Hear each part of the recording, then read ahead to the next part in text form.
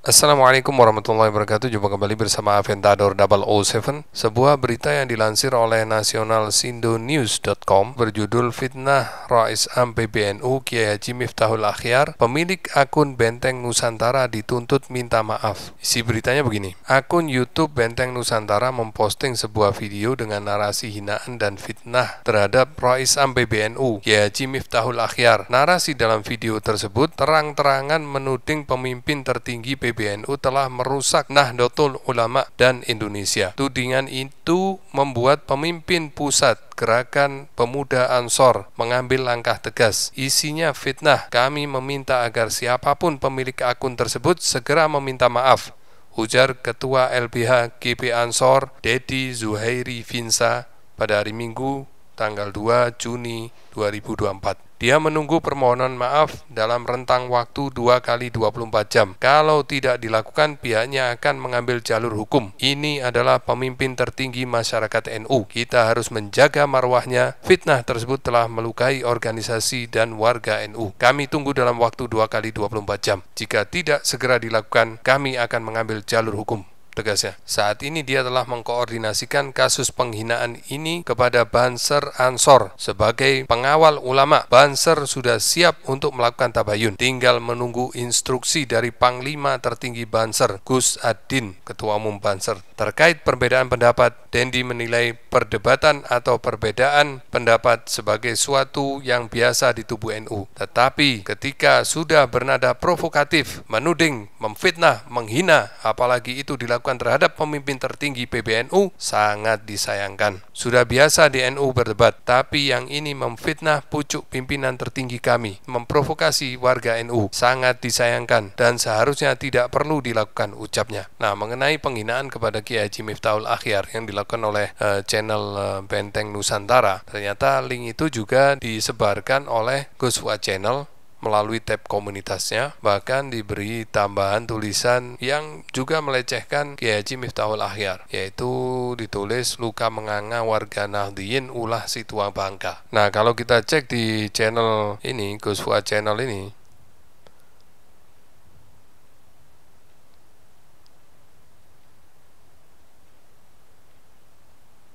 nah, tulisannya sudah diedit. Diganti luka menganga warga Nahdliyin. Tapi yang sebelumnya yang tertulis luka menganga warga Nahdliyin ulah Situa Bangka sudah dihapus. Kayaknya dia ketakutan nih melihat ketegasan Banser NU. Jadi jangan dikira saat ini kalian itu sudah boleh dengan leluasa menghina-hina, menjelek-jelekan, memfitnah, mencaci maki Kiai KNU, apalagi setingkat Rais Am PBNU, hanya gara-gara tidak sependapat dengan kalian. Tahu kalian ini siapa? Jadi begitu ya, kita tinggal tunggu aja. Ini kan dirilis tanggal 2 Juni ya. Sekarang tanggal 3. Diberi waktu 2 kali 24 jam untuk channel Benteng Nusantara untuk minta maaf. Kalau enggak akan diproses secara hukum ya. Jadi gini, kita melihat memang akhir-akhir ini fenomena dari buzzer-buzzer sekte Ahmadiyah ini, mereka itu merasa memiliki kebebasan untuk mencaci maki para ulama yang tidak sependapat dengan si imam. Akal sehat manapun tidak akan membenarkan seorang yang mempunyai akal sehat, apalagi memiliki ilmu, untuk sependapat dengan imam. Kenapa? Sudah saya jelaskan berkali-kali, Imad ini orang awam dalam dunia ilmu tarikh, dalam dunia ilmu nasab. Imad ini orang awam, tidak mengerti apa-apa, dan klaim bahwa dia telah melakukan tesis, itu pun bohong. Dia tidak melakukan tesis apa-apa. Tesis itu bisa dikatakan tesis apabila telah diuji di depan para pakar. Pakar siapa yang pernah menguji dia? Mu'arrikh dan nasabah, siapa yang pernah menguji tulisannya Imad? Gak ada. Yang ada medsos. Kredensi dia dalam bidang ilmu nasab itu mana? Pernah belajar tentang tarikh kepada siapa? Pernah belajar tentang ilmu nasab kepada siapa? Tidak pernah. Apakah ini sebuah kajian ilmiah? Terbukti tidak. Ini cuma luapan dari rasa hasad, hasud, iri, dengki, benci. Cuman itu aja. Nggak ada muatan ilmiahnya sama sekali. Siapapun mengerti, di semua lapisan masyarakat itu pasti ada oknum-oknum yang berbuat negatif di setiap lapisan masyarakat. Tapi itu bukan menjadi legitimasi untuk mengeneralisir bahwa semua bagian dari lapisan tersebut adalah negatif. Nggak bisa. Kalau Anda mengatakan ada oknum Habib begini-begini, coba Anda hitung berapa jumlahnya. Bandingkan dengan jumlah para habaib di Indonesia yang jumlahnya lebih dari 2 juta ini. Ini sudah di luar akal sehat. Dan ternyata semua orang yang terlibat dalam sekte Ahmadiyah ini memiliki masa kelam masing-masing. Nah, saya kira itu dulu, kita tunggu sampai besok ya.